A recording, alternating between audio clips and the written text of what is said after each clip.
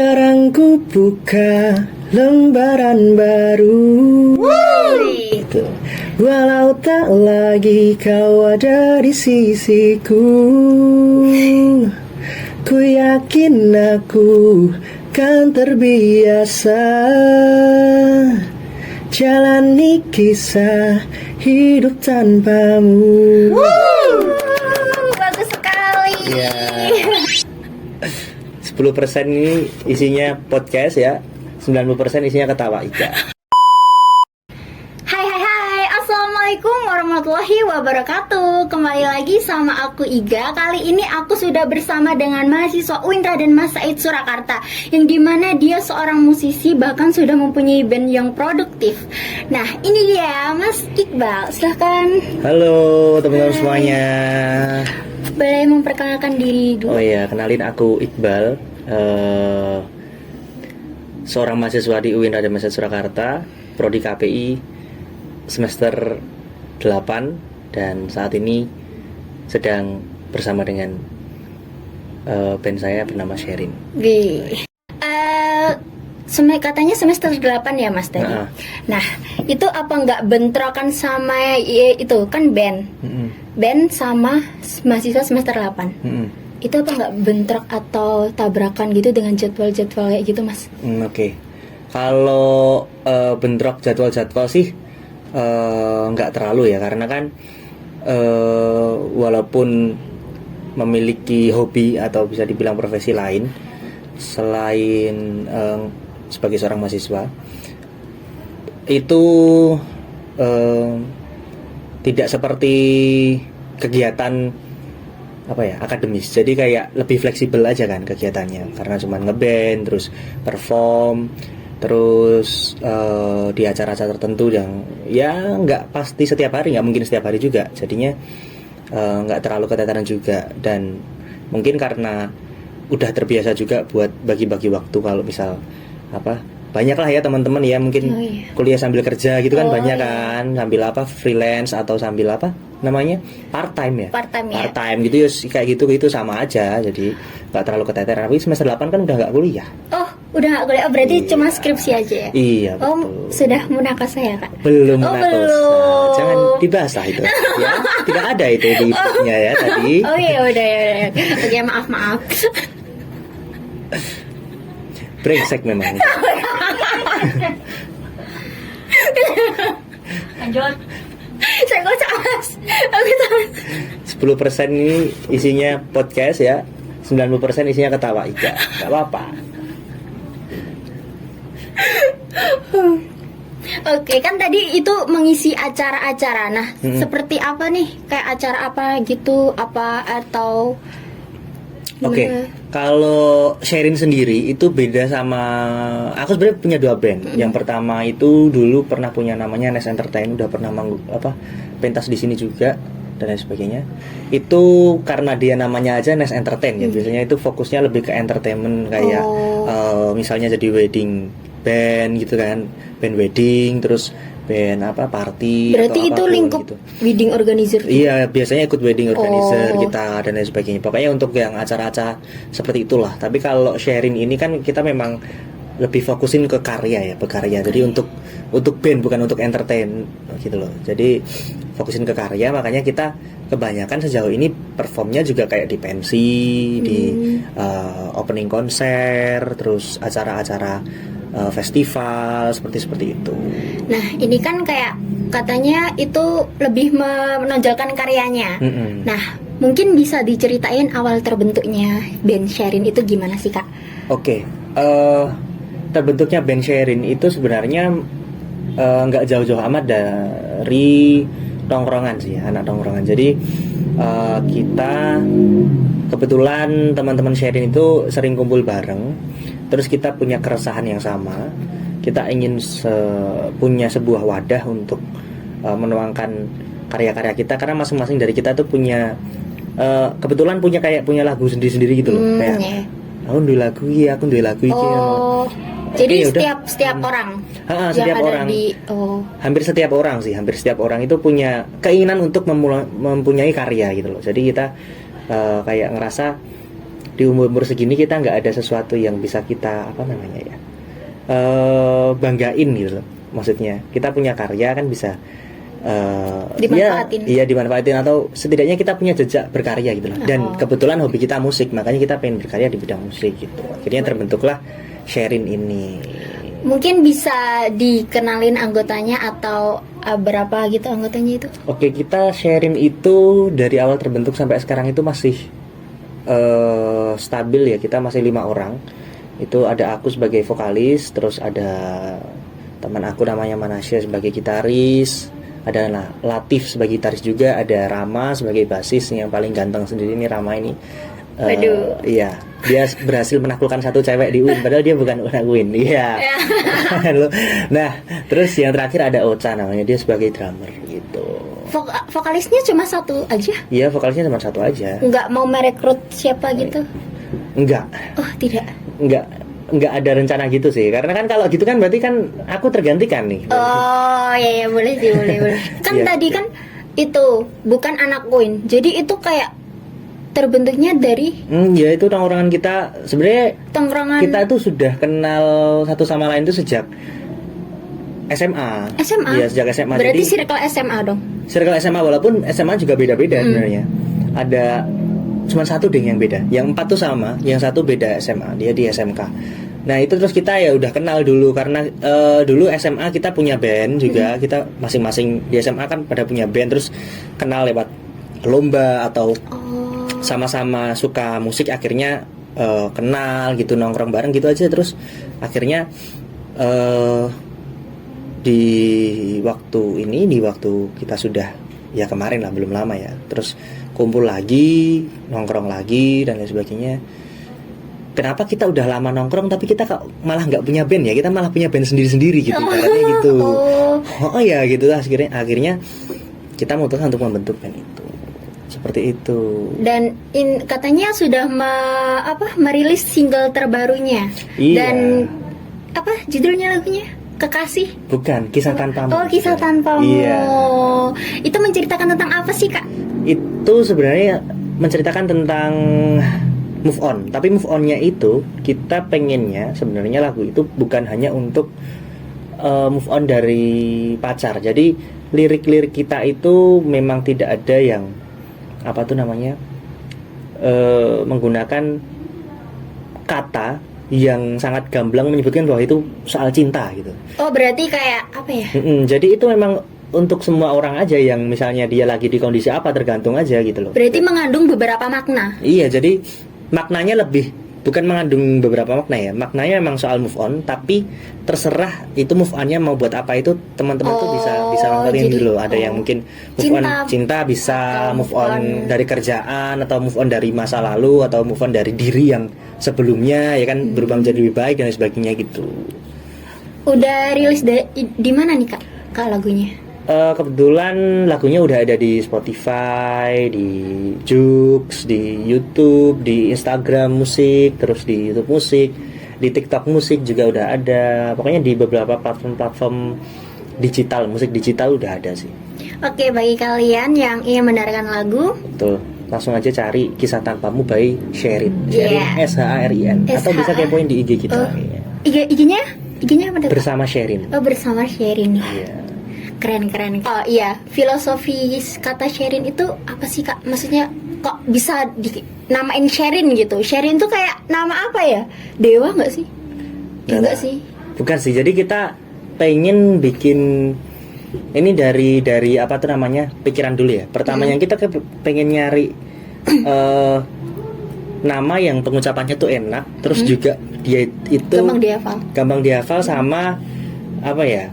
Kayak nama orang gitu loh, ya kan, Sherin gitu kan, kayak nama-nama orang gitu loh, Sherin, Sherina, atau dan lain sebagainya lah gitu, kayak enak aja pengucapannya gitu. Terus selain itu juga kita filosofis dari kata Sherin itu memang diambil dari kata sharing sebenarnya. Oh, sharing. Ya, tapi kita hilangin G-nya.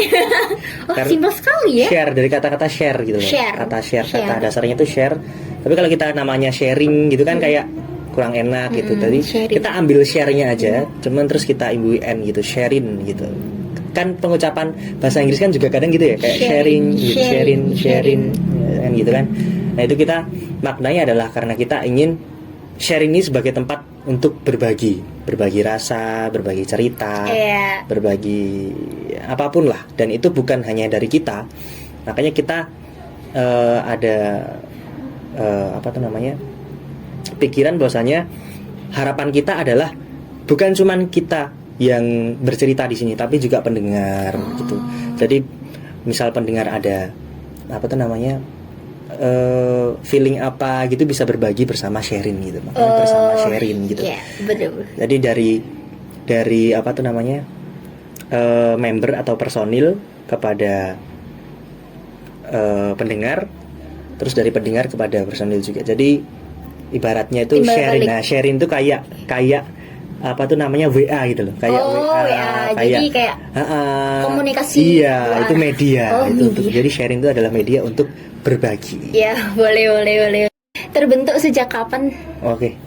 Sharing itu terbentuk sejak tahun kemarin bulan apa ya kayaknya. Antara September apa Oktober ya, aku lupa. Baru tahun kemarin, Iya, baru tapi tahun sudah merilis lagu. Iya, jadi Sherin itu baru terbentuk berapa bulan ya? 2 bulan atau berapa bulan gitu, terus langsung rilis lagu pertamanya gitu. Kita udah ada beberapa list lagu ya, cuman yang baru kita produksi baru 1 gitu.